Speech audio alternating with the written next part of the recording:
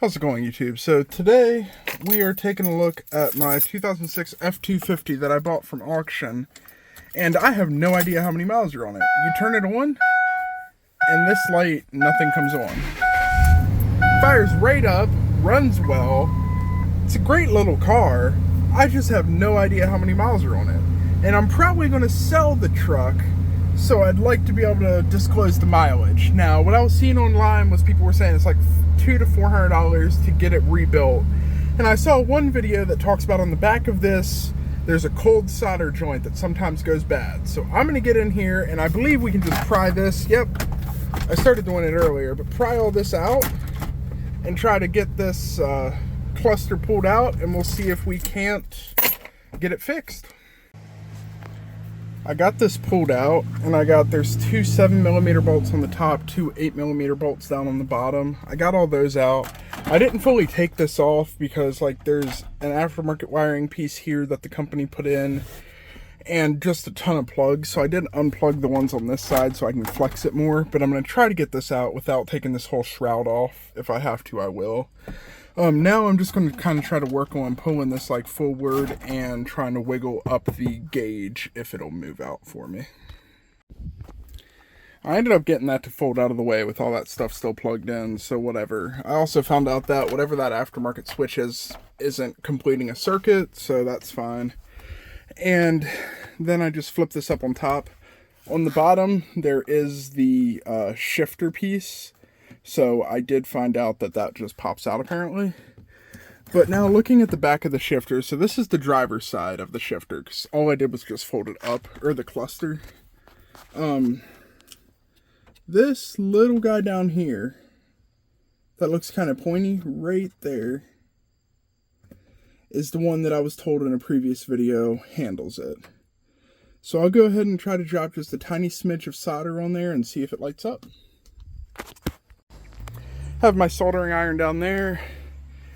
Have my solder that apparently fell out of the back of that cargo truck or van and ended up on the ground here. Talk about placement.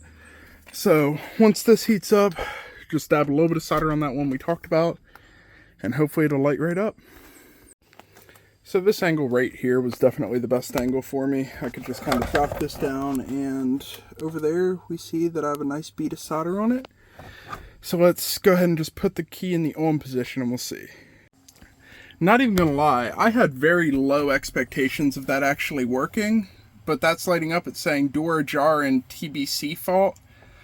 So I guess we'll have to see what that is, but let me go ahead and put this all back together, and then we can check out what the miles on my auction truck are.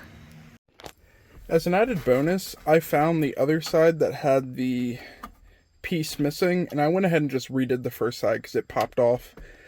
So I still don't know what this switch does, and it's missing the little front piece to actually turn the switch, but now we're not going to potentially have a hot wire just bouncing around in the back. I'll put it back on the switch and we'll at least be in a safer situation. This popped out and is currently in the back seat somewhere. I'll get that back in, and then we can try to turn on the truck.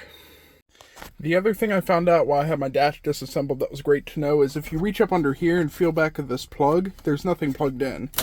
So these aux switches are cool, and I'm sure that they make aftermarket kits for them, but there's nothing currently plugged in. But let's see. So the Okay, let's see what happens. So door ajar, let's go ahead and we'll shut both doors.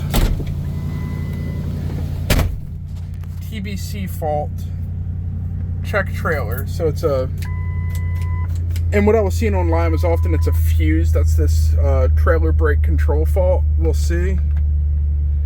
349,717 miles. This thing runs really good for that on a gasser. Holy cow. Now, I am fixing this truck to sell.